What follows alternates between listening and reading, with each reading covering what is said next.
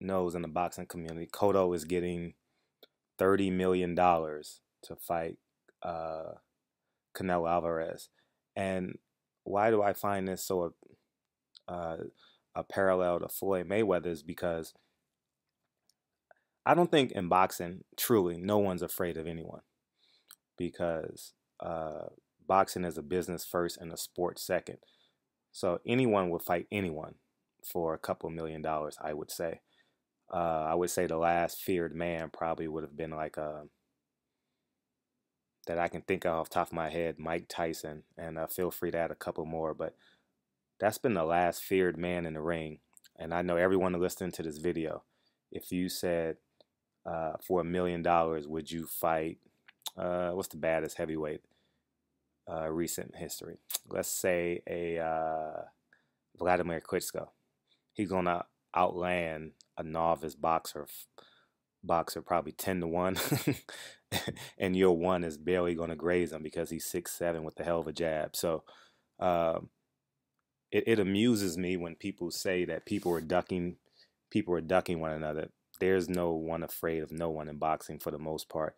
But what you want to do is get maximum dollar when you face your opponent. And I instinctively believe that's what Miguel Cotto did, and that's similar to what Floyd Mayweather did against Manny Pacquiao. It's no way in hell Floyd Mayweather is afraid of Manny Pacquiao. You know,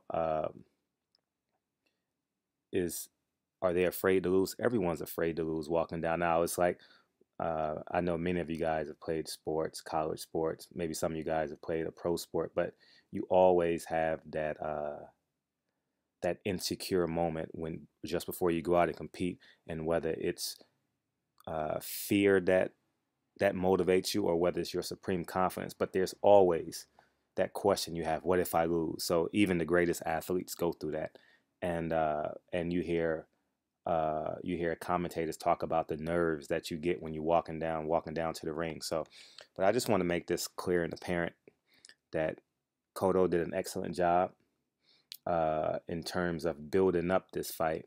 Also, in terms of signing with Rock Nation, it looked like it was a genius move because getting paid $30 million and basically let's be honest, he's a regional fighter. Uh, what I mean by regional, the Eastern Peninsula. He doesn't really fight on the West Coast, and I find that I want to congratulate him, and Canelo Alvarez is no small feat either, $10 million. Just imagine being a trainer and your fighter is getting uh, $30 million, and you're getting $3 million for an 8-week camp, and Canelo Alvarez is getting trainer's getting $1 million for an 8-week camp. That's astonishing. So if it's a 10%, but it varies from trainer to trainer because trainers have multiple titles depending on the boxer. But I want to give a big shout out to Canelo Alvarez for building up this fight. And now we have what we want. We have Canelo Alvarez versus Miguel Cotto. Miguel Cotto making an astonishing $30 million. $30 million. I'm not sure if you guys fully understand the magnitude of that amount because we may have become desensitized because Floyd Mayweather made $275 million on his last fight. But let's completely comprehend $30 million for a fighter like Miguel Cotto. That's astonishing, and that goes to show you that there's no ceiling on what a boxer can generate. Miguel Cotto makes $30 million. Floyd Mayweather makes 275 million. Excuse me. I don't want to leave the millions out, but and it's basically the Floyd Mayweather route. You build up a fight. You pretend to ignore him. Build up the mass hysteria. Social media is very important and crucial to a fighter building up the fight and raising his value. And I instinctively believe that's what he did. And you may say catch weights and all that. Everyone wants an advantage. Everyone wants to win. So don't be misled when fighters are talking about catch weight and because they're fighting at 155. Don't be misled by that. It's everyone wants a competitive advantage. You know what I mean? It's instinctive for competitors to want an advantage. No one wants to go into any sport or anything at 50-50. You want to be 60-40s, 70-30, 75-25. Everyone wants the advantage, and the 155 weight is the advantage for Miguel Cotto. So I'm excited. November 21st, I'll be there, Mandalay Bay. I'll be bringing you guys coverage for that fight, and I'm absolutely excited. I would honestly, if I wasn't part of the media, I would pay to go see this fight. I would pay a couple $100 for a seat to check this fight out.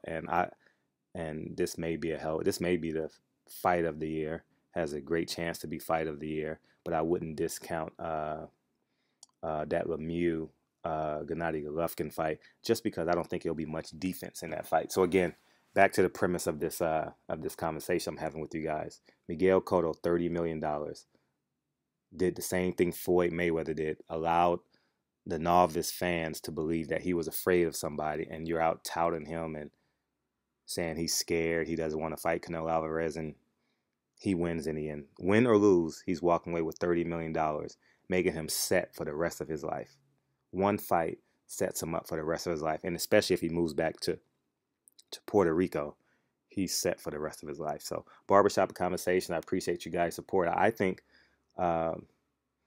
we need to admire and just respect them for who they are. Floyd Mayweather as a true businessman, and Miguel Cotto as true businessmen. They did it, and now Rock Nation and Jay-Z has some type of have some power because now they can go in and talk to these fighters. Miguel Cotto, on the other side of the mountain of his career, gets $30 million for a fight. He's not even in his prime anymore. He fought a Sergio Martinez, Daniel Gill, who we all know Sergio Martinez wasn't right. He was fighting on one leg and coming off the injury. So fighting on one leg and coming off the same injury. And you got Daniel Gill, who he was a punching bag that night. So very impressed with Jay-Z, Rock Nation, Floyd Mayweather, and Miguel Cotto. Give these guys props because they lathered up the novice boxing fans and all the haters and made them yell as loud as they want, raising their value. So, Barbershop Conversations, I appreciate you guys' support. We're building this channel one subscriber at a time. And before you know it, Barbershop Conversations will be the talk of the town. That's something your grandparents would say. Anyways, Barbershop Conversations, I appreciate you guys' support. Thanks, guys.